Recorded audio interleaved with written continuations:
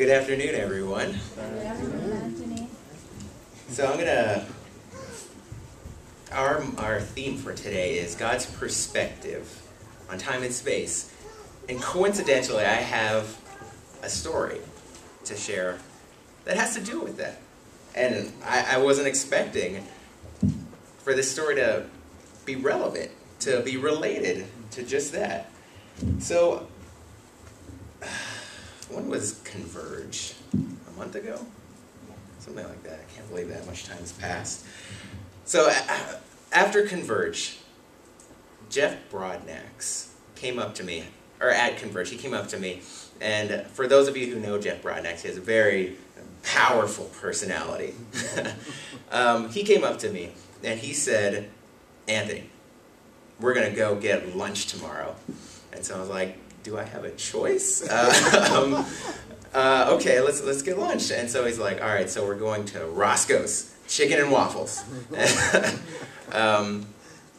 So the next day comes, and I meet him at Roscoe's Chicken and Waffles in Pasadena.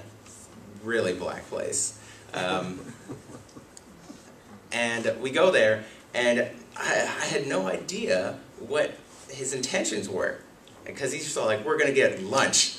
And I'm like, did you want to like talk about ministry, or did you want to like tell me like reprimand me for something? Or I didn't know where he was coming from, but it was just like, we're getting lunch, and that's it. And so I didn't know what to expect. And so I go in and I sit down, and I'm like, so what did you want to talk about?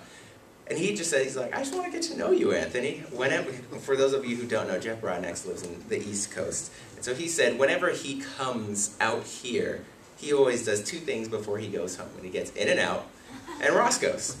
Right? It's a very Californian thing to get. And so I had the honor of joining him for his second ritual tradition of going to Roscoe's. And so we're there, and he said that, I just want to get to know you a little more. And I was like, sure, okay. What do you want to know?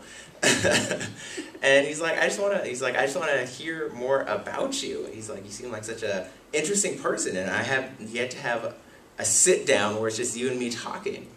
And so I say, sure, why not? And so he starts just asking me like hard questions. He's all like, so what are some of the most impactful moments in your life? Oh, I wish you told me this early. I could have prepared something. It's like, I can't just think what's the most impactful thing. Or he's all like, he's like, who are the people who have like helped you the most in your life? And so like, what are the people like have spoken into you? Just these hard questions that require a lot of thought. They were hard.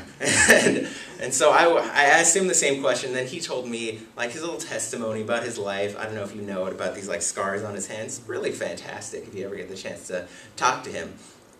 And so he asked me, he's like, what are some of the most impactful moments in your life? And I was like, well, the easiest one. And I was like, I got married. He's like, that doesn't count because that's too easy.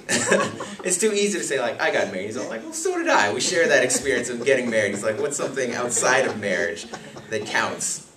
And so I said, okay, I can't go for the low-hanging fruit. And so I was sitting there and thinking, I was like, I don't know what was super impactful, good or bad. And so I was like, well, the first impactful thing that happened to me, good or bad, was that my mom died when I turned 20. And I told him about that, and he already knew that had happened. And so I just glossed over that. He already knew the story. And so I was like, what else do I have that was super impactful? It's like, I want to be a pastor. He's like, doesn't count either. He was really like, he's grilling me for personal, like my life story, and it was hard. Whenever I talk to him, it's always just I enjoy it because it challenges me to think really hard. And so I began to tell him a story. And it was a story about being at my mom's memorial service. And I was saying how the entire service was nice. I largely don't remember it. I was worried about my own emotional well-being at the time. I don't even remember most of the people who went. I don't remember most of the people who said nice things to me at the time.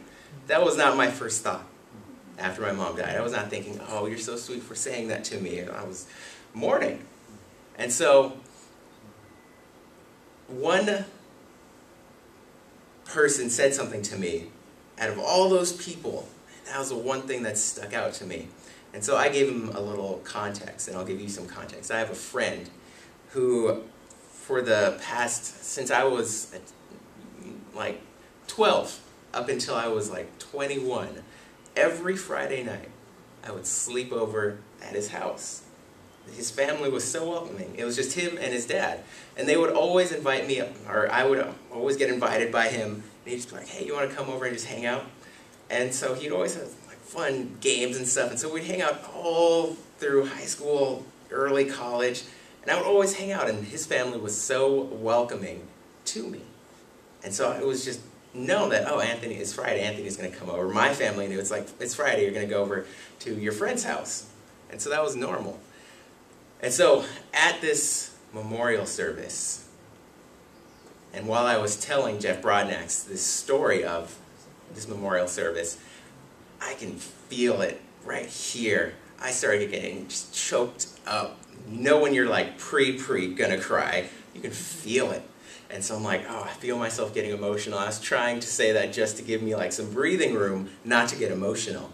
And so I say, during all that, during the entire memorial service, I'm just doing my thing and just trying to get through the day.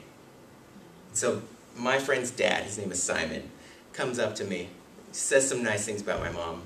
I don't remember what they were, but that's not the important thing that stuck out to me. He says all this nice stuff about my mom and like their history and all that nice stuff. And then before he leaves, he turns to me, puts his hand on my shoulder, and he says, see you at home. And for me at that moment, oh, I was so touched to be welcomed into their family and feel like one of theirs.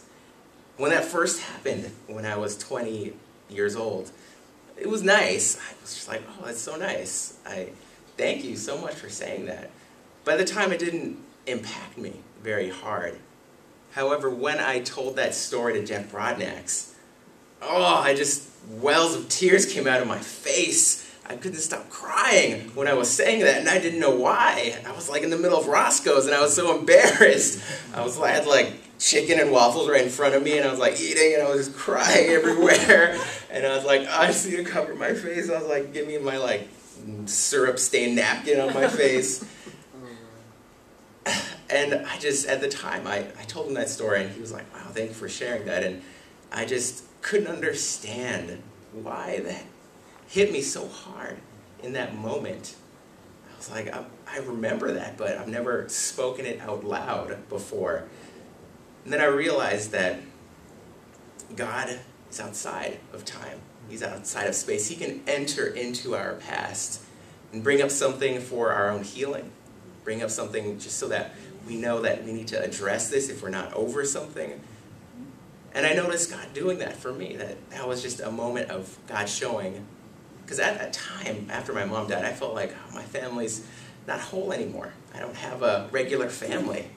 And He was showing me that I do have families, even if they're not my biological families. And since then, I've had lots of experiences where lots of my friends, since that moment, just people welcome me into their home as if I'm one of their own. And so it was just God showing that incarnational love for me. And in that moment, I felt like, oh, at that moment I just felt like my mom had just died again. And I was just so mourning for just like a quick 20 minutes. And it was just God healing some pain that I didn't know I had still had. And I'm sure I still do have some pain that needs healing. But our God is so good that He can go in and out of time, in and out of our lives, to just show us how much He loves us. Amen.